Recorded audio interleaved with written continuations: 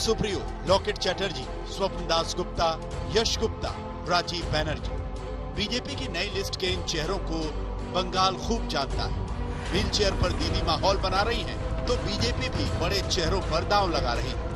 और आज जो इन्होंने माहौल बनाना चाहती है, इसका क्या परिणाम होने वाला है, नंदीग्राम वालों को कितना चोट पहुंचा है, इसका जवाब जब 2 मई को 2 मई को जब ईवीएम खुलने वाला है नंदीग्राम से या पश्चिम बंगाल से, तब पता चलेगा।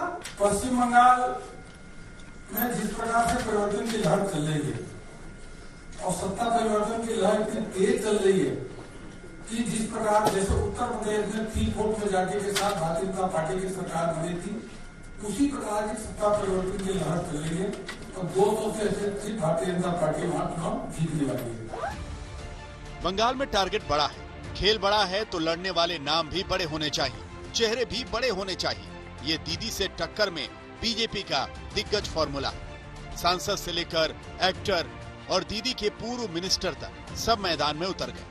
बीजेपी की लिस्ट में बाबुल सुप्रियो का नाम है, जो आसनसोल से सांसद है, मोदी सरकार में मंत्री भी है। उन्हें जादवपुर की टॉलीगंज सीट से टिकट दिया गया है। वो दीदी सरकार में मंत्री और बड़े नेता अरूप विश्वास के सामने चुनाव लड़ेंगे। बीजेपी की लिस्ट में दूसरा नाम लॉकेट चैटर्जी का है, जो हुगली से सांसद है और बंगाल में बीजेपी महिला मोर्चा की अध्यक्ष है। उन्हें हुगली के चुनचुरा सीट से टिकट दिया गया है। वो टीएमसी के नेता असित मजूमदार को टक्कर देंगी। बीजेपी की लिस्ट में तीसरा नाम निशित प्रामाणिक का है, जो कूच बिहार से सांसद हैं और 2 साल पहले ही टीएमसी छोड़कर बीजेपी में आए थे। उन्हें दिनहाटा सीट से टिकट दिया गया है। वो टीएमसी के उदयन गुना को टक्कर देंगे। बीजेपी की लिस्ट में चौथा नाम स्वप्न दास गुप्ता का है, जो राज्यसभा के नामांकित सांसद हैं। उन्हें हुगली के तारकेश्वर सीट से टिकट दिया गया है। वो टीएमसी के रामेंदु रॉय के सामने होंगे। आज भाजपा एक जगह पश्चिम बंगाल में एक जगह में आया है, जहां एक महान एक परिवर्तन सामने देख रहे हैं। लोग उसीलिए उत्साहित हैं, लोग उसीलिए बहुत इंस्पायर्ड है और ये इसको सब कंस्टिट्यूएंसी, सब क्षेत्र में इसको प्रकाश देने के लिए, इसका एक मोमेंटम बनाने के लिए आज हम लोग का एक बड़ा दायित्व है। देखिए, जितना बड़ा चैलेंज उतना ज्यादा मोटिवेशन, मैं इसी तरीके से देखता हूँ। एमपी का रिस्पॉन्सिबिलिटी मिनिस्टरियल वो है, सब है, लेकिन right at this point of time my hands are very full. Tollygunge में मुझे जो दायित्व दिया गया है, मैं पूरी तरीके से पूरी ऊर्जा के साथ लड़ूंगा और डेफिनेटली कॉन्फिडेंटली कह रहा हूँ कि ये सीट जीत के मैं अपने पार्टी के लिए ये सीट मैं जीत के दिखाऊंगा। सांसदों के उतरने का मैसेज यही है कि बीजेपी कोई कमी नहीं छोड़ना चाहती, कोई दांव नहीं छोड़ना चाहती। एक एक सीट जरूरी है। बड़े चेहरों से माहौल भी बनता है। बंगाल में बीजेपी के पास ऐसे बड़े चेहरों की कमी नहीं है। नई लिस्ट में 4 एक्टर्स के नाम है।